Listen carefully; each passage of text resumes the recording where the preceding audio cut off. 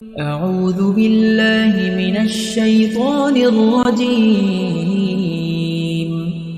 بسم الله الرحمن الرحيم الرحمن علم القرآن خلق الإنسان علمه আজকে আমরা শুনব আমাদের সিরা সিরিজের ৫ নম্বর পর্ব। কুসাই বেশ কয়েকটি গুরুত্বপূর্ণ পদ অলংকৃত করে রেখেছিলেন, যেমন দারুন নাদওয়ার সভাপতিত্ব। এই সভাগৃহে বসেই তারা গুরুত্বপূর্ণ সব বিষয়ে সিদ্ধান্ত গ্রহণ করত, ছেলেমেয়েদের বিয়ে শাদী দিত।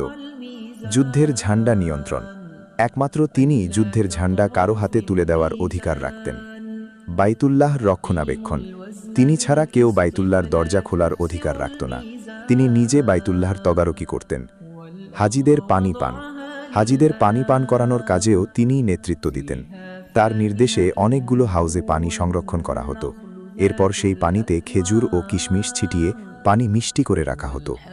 মক্কায় আগত লোকজন সেই মিষ্টি পানি পান করত। হাজিদের আপ্যায়ন, এ মহতি কাজের জন্য কুসাই কুরাইশের জন্য খাজনা নির্ধারণ করে, যা হজের মৌসুমে তাদের সম্পদ থেকে কেটে রাখা হয়। এই সম্পদ ব্যয় করে হাজিদের জন্য তারা আপ্যায়নের ব্যবস্থা করত, ফলে অসচ্ছল ও দরিদ্র হাজিরা সেখান থেকে আহার করতে পারতেন। এই সব কিছুর নিয়ন্ত্রণ কুসাইয়ের একার হাতে ছিল, কিন্তু বয়স বেড়ে গেলে তিনি দায়িত্বভার কিছুটা কমানো প্রয়োজন বলে মনে করেন।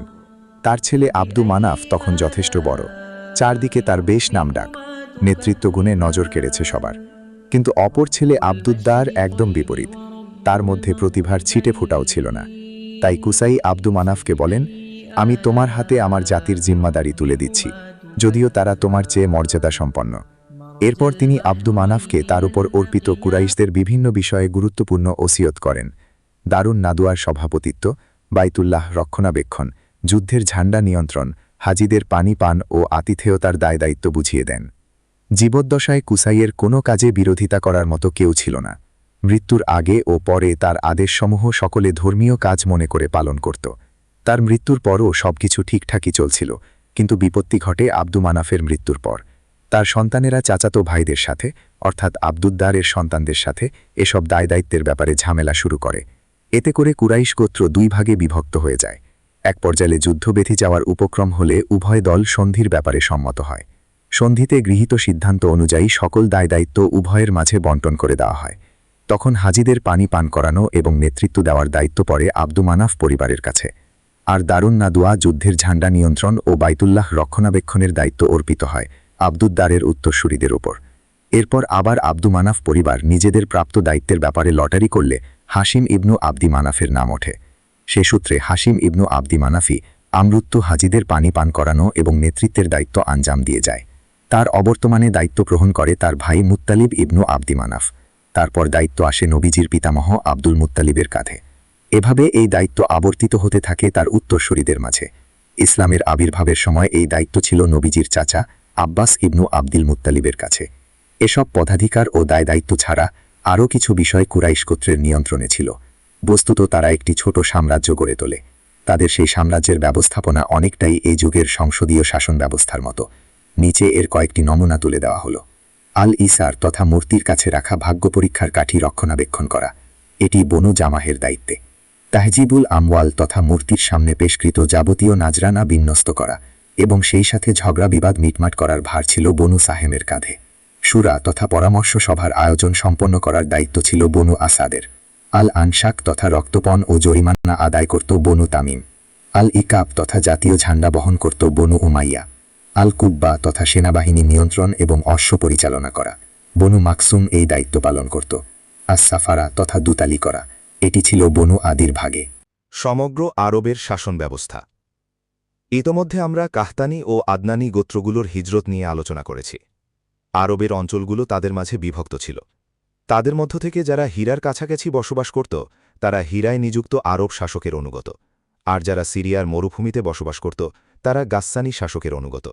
তবে আনুগত্যের বিষয়টি কথায় লক্ষ্য করা গেলেও কাজে ছিল না মোটেই। বরং যে সকল গোত্র জাজিরাতুল আরবের ভেতরে মরু অঞ্চলে বসবাস করত তারা ছিল স্বাধীন নিরঙ্কুশ ক্ষমতার অধিকারী। বস্তুত সকল সম্প্রদায়েরই স্বতন্ত্র শাসক থাকত, যাদেরকে তারা নিজেরাই নির্বাচন করত, আর প্রত্যেক সম্প্রদায় ছিল স্বতন্ত্র সাম্রাজ্যের মতো। তাদের রাজনৈতিক কাঠামোর ভিত্তি ছিল সাম্প্রদায়িক ঐক্য, নিজেদের ভূমি রক্ষা এবং শত্রুর মোকাবেলা। এই মূলনীতির সাপেক্ষেই নির্ধারিত হতো যাবতীয় চুক্তি ও রাজনৈতিক সিদ্ধান্ত। সম্রাটের মর্যাদার চেয়ে সেখানকার সর্দারদের মর্যাদা কোনো অংশে কম ছিল না।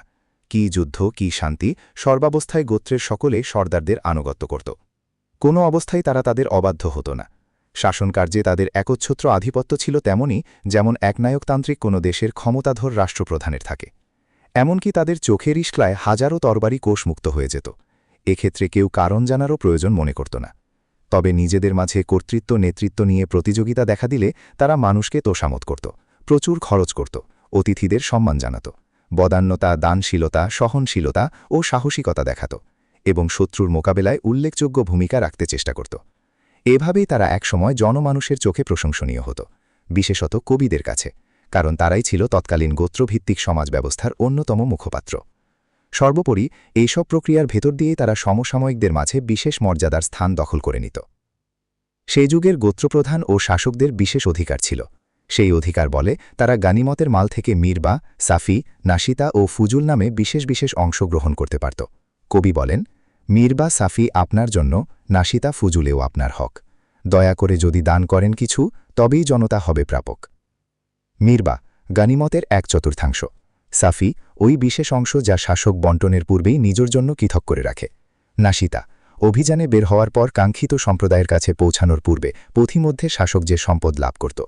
ফুজুল সেই সম্পদ যার সংখ্যা যোদ্ধাদের সঙ্গে সামঞ্জস্যপূর্ণ না হওয়ায় বন্টন করা সম্ভব হতো না, যেমন উট, ঘোড়া ইত্যাদি। রাজনৈতিক পরিস্থিতি। আরব শাসকদের কথা বলা হল, এবার তাদের রাজনৈতিক পরিস্থিতির একটি সামগ্রিক চিত্র তুলে ধরব। আরবের 3 পার্শ্বের রাজ্যগুলোর অবস্থা তখন আক্ষরিক অর্থেই শোচনীয়। সেখানকার মানুষেরা মুনিব, গোলাম, শাসক, শাসিত ইত্যাদি শ্রেণীতে বিভক্ত। নেতৃস্থানীয় ব্যক্তিদের ছিল অফুরন্ত ভোগের অধিকার। পক্ষান্তরে শাসিত শ্রেণীর কপালে জুটত কেবল দুঃখ, দুর্দশা আর অনন্ত দুর্ভোগ। স্পষ্ট করে বললে সেকালের প্রজারা ছিল উর্বর শস্যক্ষেতের মতো, যাদের দায়িত্ব শুধু শাসকদের জন্য বেশি বেশি ফসল উৎপাদন করা, আর শাসকদের কাজ ছিল নিজেদের খেয়াল খুশি মতো সেগুলো ভোগ করা।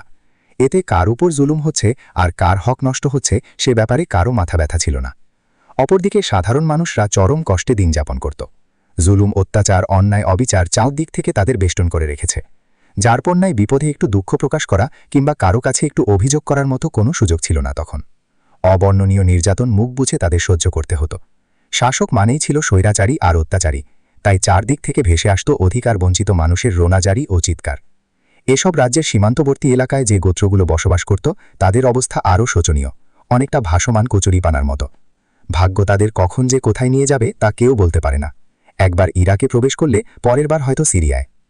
অভ্যন্তরীণ গোত্রগুলো বেশ ছিন্নভিন্ন, সাম্প্রদায়িক কোন্দল আর ধর্মীয় মতবিরোধে জর্জরিত। এক কবি বলেছিলেন, গাজিয়া গোত্রের লোক আমি, তারাই আমার মূল, তাদের পথেই চলব আমি, ঠিক হোক বা ভুল। তাদের সামনে এমন কোনো শাসক ছিলেন না যিনি স্বাধীনতার স্বপ্ন দেখাবেন, এমন কোনো মুরব্বী ছিলেন না যে কোনো প্রয়োজনে যার কাছে হাজির হওয়া যায়, কঠিন বিপদে যার ওপর ভরসা করা যায়। তবে হিজাজের শাসন ব্যবস্থার প্রতি আরব জনসাধারণ সম্মানের দৃষ্টিতেই তাকাত।